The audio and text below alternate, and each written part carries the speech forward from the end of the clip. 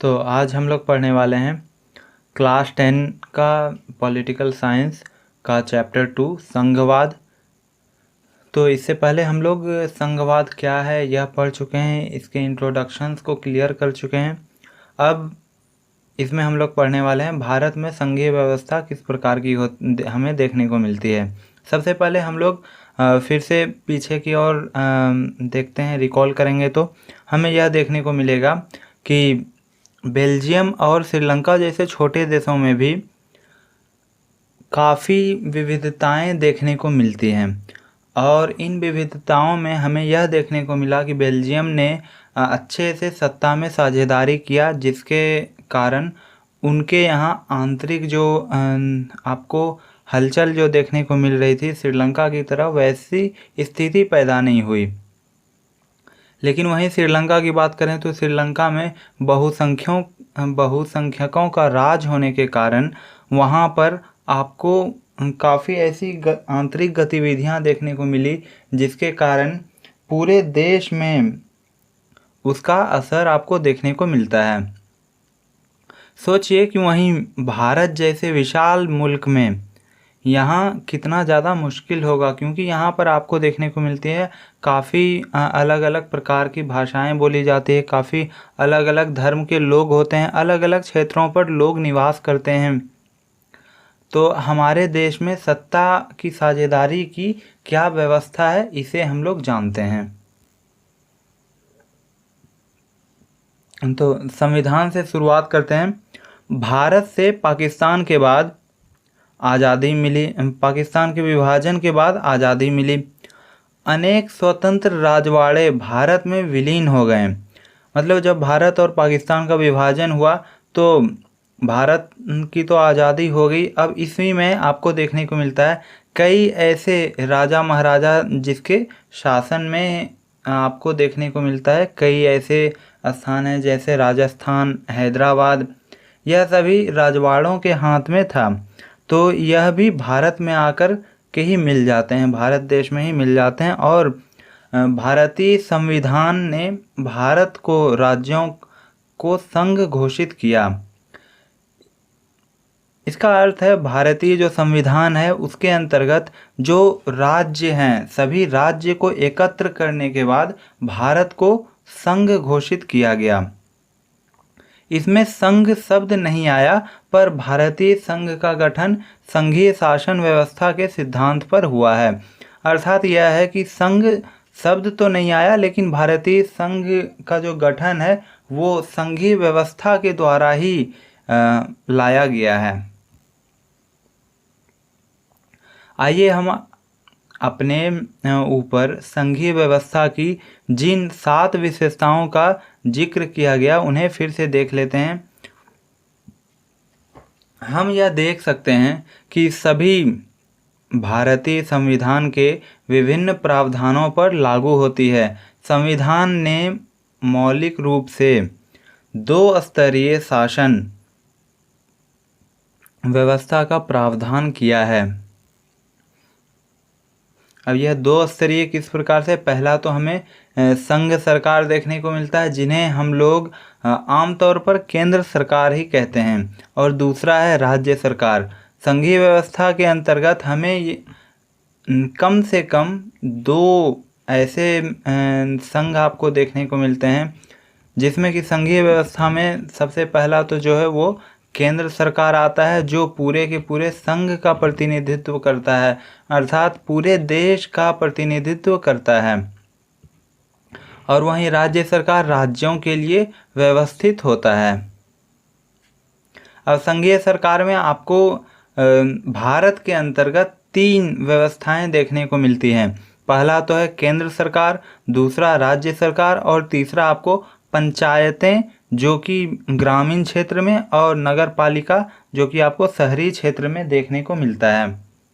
किसी भी संघीय व्यवस्था की तरह अपने यहाँ भी 3 स्तरों की शासन व्यवस्था के अपने अलग अलग अधिकार क्षेत्र होते हैं। अर्थात संघीय शासन व्यवस्था के तहत ही केंद्र सरकार, राज्य सरकार और जो आपको पंचायत और नगर पालिकाएं दिख रही है, इन सभी की अलग अलग अधिकार होते हैं, अलग अलग क्षेत्रों पर। संघीय संविधान में स्पष्ट रूप से केंद्र और राज्य के बीच विधायी अधिकारों को 3 हिस्सों में बांटा गया है। अब इसे देख लेते हैं। इनकी जो 3 सूचियां हैं, अर्थात अधिकार किसे क्या क्या मिलते हैं, यह हमारे संविधान में इन 3 सूचियों द्वारा निर्धारित की जाती है। तो पहला है संघ सूची। संघ सूची में प्रतिरक्षा, विदेशी मामले, बैंकिंग, संचार और मुद्रा जैसे राष्ट्रीय महत्व के विषय हैं। पूरे देश के लिए इन मामलों में एक तरह की नीतियों की ज़रूरत है। इसी कारण इन विषयों को संघ सूची में डाला गया है। संघ सूची में वर्णित विषयों के बारे में कानून बनाने का अधिकार सिर्फ केंद्र सरकार का होता है। अब संघ सूची क्या है? संघ सूची को हम लोग सेंट्रल लिस्ट भी कहते हैं, जिसके तहत आपको देखने को मिलता है कि जो विदेशी मामले होते हैं या डिफेंस के मामले होते हैं, जिसके तहत एक ही नीति होना काफ़ी ज़्यादा आवश्यक होता है। तो यही कारण है कि इसे संघ सूची में डाला जाता है। इस पर पूरी तरह से केंद्र सरकार का अधिकार होता है। इस पर कानून बनाना, नए कानून पारित करना, यह सभी केंद्र सरकार के अंतर्गत होता है। फिर इसके बाद हमें देखने को मिलता है राज्य सूची। राज्य सूची में हमें पुलिस, व्यापार, वाणिज्य, कृषि और सिंचाई जैसे प्रांतीय और स्थानीय महत्व के विषय हैं। राज्य सूची में वर्णित विषयों के बारे में सिर्फ राज्य सरकार ही कानून बना सकती है। अब कहा जा रहा है राज्य सूची में हमें नॉर्मली पुलिस, व्यापार, वाणिज्य, कृषि, सिंचाई ऐसे कुछ कार्य, ऐसे कुछ स्थान आपको देखने को मिलते हैं जो कि राज्य सूची में हमें देखने को मिल जाते हैं। अब इस पर भी कहा जा रहा है कानून बनाने का अधिकार सिर्फ आपको राज्य सरकार को ही होता है। तीसरा है समवर्ती सूची। समवर्ती सूची के अंतर्गत हमें यह देखने को मिलता है कि राज्य सरकार और केंद्र सरकार दोनों मिलकर इस पर दोनों का अधिकार होता है, दोनों इस पर कानून बना सकते हैं। तो समवर्ती सूची में शिक्षा, वन, मजदूर संघ, विवाह, गोद लेना, वोट अधिकार, उत्तराधिकार जैसे वे विषय हैं जो केंद्र के साथ राज्य सरकारों को साझी दिलचस्पी में आते हैं। इन विषयों पर कानून बनाने का अधिकार राज्य सरकार और केंद्र सरकार दोनों को है, लेकिन जब दोनों के कानूनों में टकराव हो तो केंद्र सरकार द्वारा बनाया कानून ही मान्य होता है। अर्थात यह है, हमें यह देखने को मिलता है समवर्ती सूची के अंतर्गत दोनों सरकार मिलकर कार्य कर सकती है। तो जब इन दोनों के बीच में कोई विवाद हो जाए तो इस पर देखने को हमें यह मिलता है कि जो केंद्र सरकार है उनका बनाया गया कानून ही मान्य होगा, राज्य सरकार का नहीं होगा। यहाँ एक सवाल यह भी उठता है कि जो विषय इनमें से किसी सूची में नहीं आते हैं उनका क्या होगा। जैसे हम लोग एग्जाम्पल के तौर पर ले सकते हैं कंप्यूटर सॉफ्टवेयर, क्योंकि जब संविधान का निर्माण हुआ था, संविधान जब बनाया गया था, तो उस समय में कंप्यूटर सॉफ्टवेयर जैसे कोई वर्ड ही एग्जिस्ट नहीं करते थे। तो अब क्या होगा, अभी के समय में अगर वह संविधान में नहीं है तो अब उसका क्या होगा। तो इसका जवाब यही है संविधान में कि बचे हुए जितने भी विषय हैं ये सभी केंद्र सरकार के अधिकार क्षेत्र में आ जाएंगे। हमने ऊपर देखा कि सबको साथ लेकर चलने की नीति मानकर बनी अधिकतर बड़ी संघीय व्यवस्था में साथी इकाइयों को बराबर अधिकार नहीं मिलते हैं। अर्थात बड़ी जो नीति होती है, अधिकतर बड़ी संघीय व्यवस्था, यानी कि आपको जब कोई बड़े संघ देखने को मिलते हैं इसके अंतर्गत बराबर अधिकार नहीं मिलते हैं। भारतीय संघ के सारे राज्यों को भी बराबर अधिकार नहीं मिले हैं। इनमें से आपको देखने को मिलता है कुछ राज्यों को विशेष दर्जा प्राप्त होता है।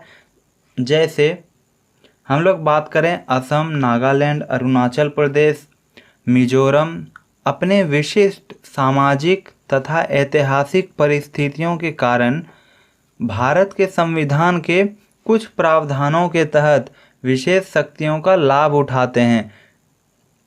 जैसा कि आपको पता होगा, स्पेशल स्टेटस का जो दर्जा है वो इन सभी राज्यों को ही मिला है। जैसे अगर बात करें अनुच्छेद 371 के तहत इसका दर्जा आपको देखने को मिलता है जम्मू एंड कश्मीर के क्षेत्र में मिलता है।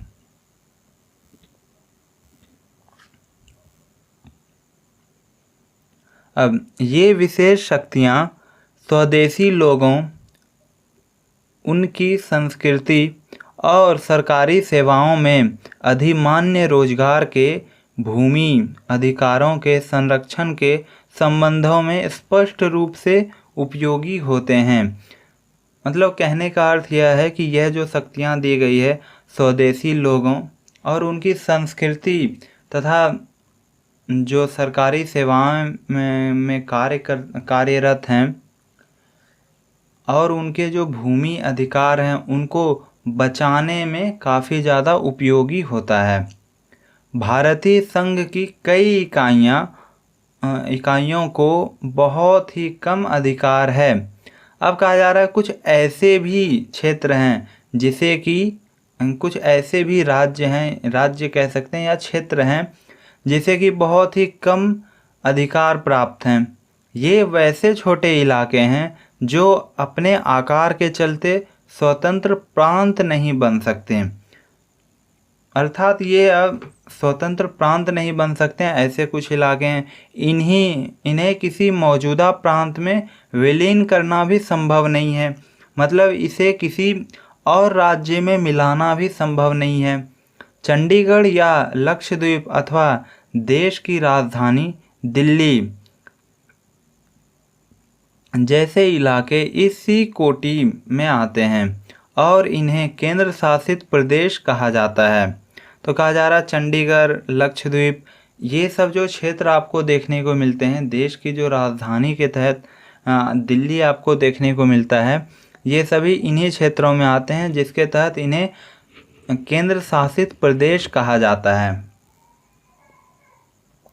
इन क्षेत्रों को राज्यों वाले अधिकार नहीं हैं। इन इलाकों का शासन चलाने का विशेष अधिकार केंद्र सरकार को ही प्राप्त होता है। केंद्र और राज्य सरकार के बीच सत्ता का यह बंटवारा हमें संविधान की बुनियादी बात बताते हैं। मतलब केंद्र और राज्य सरकार के बीच जो ये आपको साझेदारी देखने को मिलती है, बंटवारा देखने को मिलता है, यह हमारे संविधान की बेस को बताता है। अधिकारों के इस बंटवारे में बदलाव करना आसान नहीं है।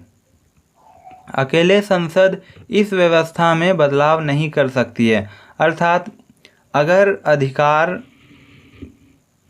अगर बात करें संविधान के द्वारा केंद्र को अगर इसमें अधिक अधिकार दिया गया है या फिर राज्य को अगर अधिक अधिकार दिया गया है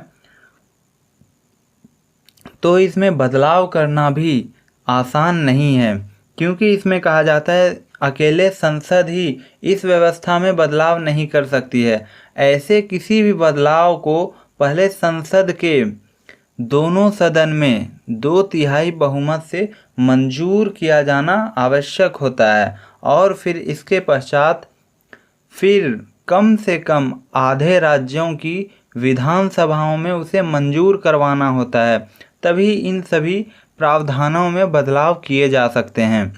संवैधानिक प्रावधानों और कानूनों के क्रियान्वयन की देखरेख में न्यायपालिका महत्वपूर्ण भूमिका निभाती है। और संवैधानिक प्रावधान जो है इनमें अगर किसी भी प्रकार से बदलाव किया जाता है जो कि असंवैधानिक है या गलत तरीके से गड़बड़ तरीके से बदलाव किया जाता है, तो इसमें आपको देखने को मिलता है कि न्यायपालिका अपना महत्वपूर्ण रोल निभाती है, महत्वपूर्ण भूमिका निभाती है, क्योंकि इसके बीच में न्यायपालिका आती है और न्यायपालिका इस पर रोक लगवा सकती है।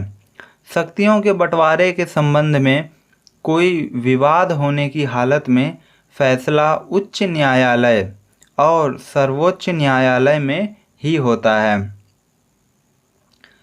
अर्थात जो उच्च न्यायालय है या सर्वोच्च न्यायालय है यही आखिरकार फैसला करती है अगर किसी भी प्रकार का विवाद होता है तो।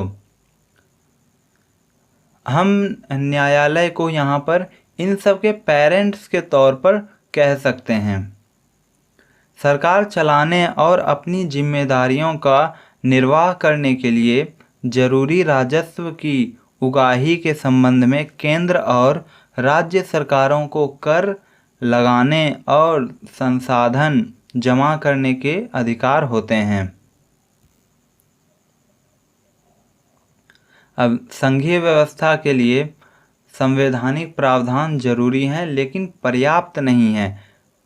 अब यह हम लोग देखने वाले हैं संघीय व्यवस्था चलती कैसे है। तो संघीय व्यवस्था के तहत कहा जाता है संवैधानिक प्रावधान जरूरी हैं लेकिन पर्याप्त नहीं है। अब इसका क्या अर्थ होता है ये समझते हैं। जैसे संवैधानिक प्रावधान उसे कहते हैं जो संविधान के अंतर्गत कोई नियम बना दिया गया है कि यह अगर गलत है तो उसे गलत माना जाएगा। जैसे एग्जाम्पल के तौर पर अगर हम लोग लें तो चोरी करना गलत है, लेकिन अगर यही संविधान के तहत ऐसा कोई प्रावधान ही ना हो जिसमें कि यह लिखा हो कि चोरी करना गलत माना जाएगा, तो किसी लोगों के द्वारा इस बात को गलत भी ठहराया जा सकता है। कोई ऐसे होंगे जो कहेंगे नहीं, चोरी करना अगर गलत है, गलत अगर नहीं लिखा गया है, संविधान में कोई ऐसा प्रावधान नहीं है, तो वो कहेंगे चोरी करना तो सही होता है, ये अच्छा माना जाएगा। तो इस तरह से आपको देखने को मिलेगा कि अगर संवैधानिक प्रावधान नहीं बने हुए हैं तो इसका मिसयूज़ किया जा सकता है। फिर कहा जाता है लेकिन यह पर्याप्त नहीं है, अर्थात संविधान जो बन चुके हैं वो तो सही है, लेकिन इसके अलावा आपको देखने को मिलता है इसमें काफ़ी ज़्यादा बदलाव करना, समय के साथ साथ बदलाव करना भी आवश्यक है। जैसा कि पहले हम लोग एग्जाम्पल के तौर पर समझ चुके हैं कि कंप्यूटर और सॉफ्टवेयर जैसे अभी आईटी डिपार्टमेंट्स देखने को मिलते हैं, उस समय में ऐसा कोई प्रावधान ही नहीं था, क्योंकि उस समय में कंप्यूटर और जो इंफॉर्मेशन एंड टेक्नोलॉजी वर्ल्ड जो है वो इतना ज़्यादा ग्रो नहीं हुआ था, जिसके कारण कि आपको देखने को मिलता है उस समय में यह कोई प्रावधान नहीं बनाए गए थे। जैसे अभी आपको साइबर फ्रॉड्स से रिलेटेड देखने को मिलते हैं, इसके खिलाफ अगर क्राइम हो जाता है तो क्या होगा। तो इन सब से रिलेटेड अगर संविधान में प्रावधान नहीं बनाए जाएंगे तो यह आपको देखने को मिलेगा कि यह भी पर्याप्त नहीं होगा। भारतीय संघीय व्यवस्था कारगर हुई है। अब कहा जा रहा भारतीय संघीय व्यवस्था जो है वह सक्सेस हुई है बाकी किसी और व्यवस्था के मुकाबले। इसके कारण है संवैधानिक प्रावधानों के साथ साथ इसकी सफलता का मुख्य श्रेय यहाँ की लोकतांत्रिक राजनीति के चरित्र को भी जाता है। यह कहा जा रहा है कि संवैधानिक प्रावधान जो हैं वह यहाँ कारगर हुए हैं, यानी भारत के अंतर्गत तो यह सक्सेसफुल हो गया है, और इसका प्रमुख श्रेय यानी इसकी जो क्रेडिट जाती है वो यहाँ की लोकतांत्रिक राजनीति, यानी जो आपको यहाँ डेमोक्रेटिक आपको देखने को मिलता है भारत के अंतर्गत, वह उसे जाता है।